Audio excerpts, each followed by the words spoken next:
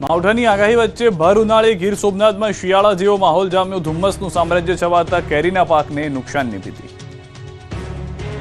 એક તરફ ગરમી માજા મૂકી રહી છે। માર્ચ મહિનામાં જ મે મહિના જેવી ગરમી પડી રહી છે। બીજી તરફ 18મી માર્ચથી 20મી માર્ચ સુધી માવઠાની આગાહી કરવામાં આવી છે, જેની વચ્ચે ગીર સોમનાથ સહિતના પંથકમાં વાતાવરણમાં પલટો આવ્યો।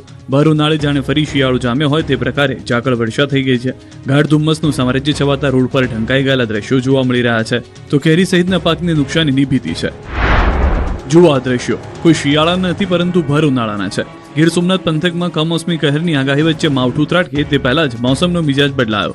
સોમવારે વહેલી સવારે જ્યારે ખેડૂતોની આંખ ખુલી તો ચોંકી ગયા, કેમ કે સવારમાં તેમના વિસ્તારમાં ગાઢ ઝાકળનું રાજ છવાયું। એવી ધુમ્મસની ચાદર પથરાઈ કે રોડ પર કંઈ દેખાતું ન હતું। દૂર દૂર સુધી માત્ર ઝાકળ જ દેખાઈ રહી હતી। ખેતરોમાં પાકથી લઈને કેસર કેરીના આંબાઓ પણ ઝાકળમાં ઢંકાઈ ગયા। રાતોરાત ઝાકળ વર્ષા થવાથી ખેડૂતોની ચિંતામાં વધારો થયો।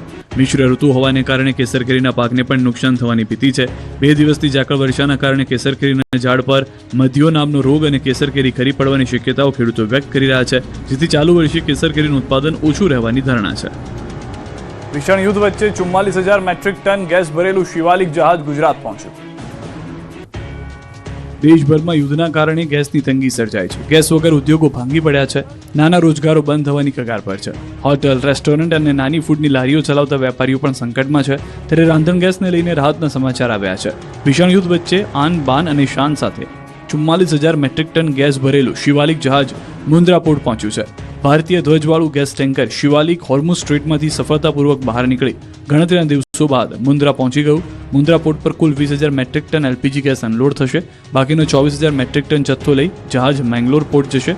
મુન્દ્રાથી પાઇપલાઇન મારફતે IOCLના બોટલિંગ પ્લાન્ટમાં ગેસ પહોંચાડાશે। બીજી તરફ આવતીકાલે ગુજરાતના દરિયાકાંઠે જગ લાડકી જહાજ પણ પહોંચશે। 81,000 મેટ્રિક ટન કાચા તેલ સાથે આવશે। આ જહાજ UAEના ફુજેરાથી 14 તારીખે નીકળ્યું હતું। તો નંદાદેવી જહાજ પણ હોર્મુઝ સ્ટ્રેટમાંથી સફળતાપૂર્વક બહાર નીકળી ગયું છે, જે આવતીકાલે સવારે જામનગરના વાડીનાર બંદર પર પહોંચશે। શિવાલિક અને નંદાદેવી ટેન્કરોથી ભારતને 92,700 મેટ્રિક ટન એલપીજી મળશે। ભારતમાં આ 2 જહાજોના આગમનથી ચાલુ ગેસની અછત વચ્ચે થોડી રાહત મળી શકે છે।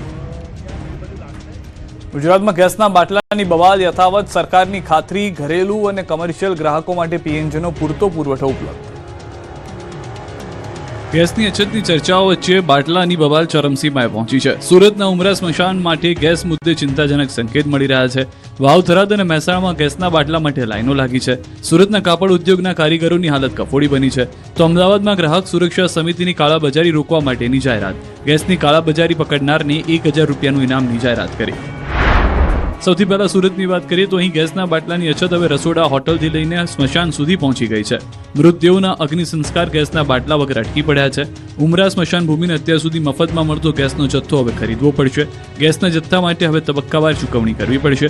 બીજી તરફ સ્મશાન ટ્રસ્ટીઓ દ્વારા મુખ્યમંત્રી સમક્ષ રજૂઆત કરીને સ્મશાનને ગેસ વિનામૂલ્યે જ મળતો રહે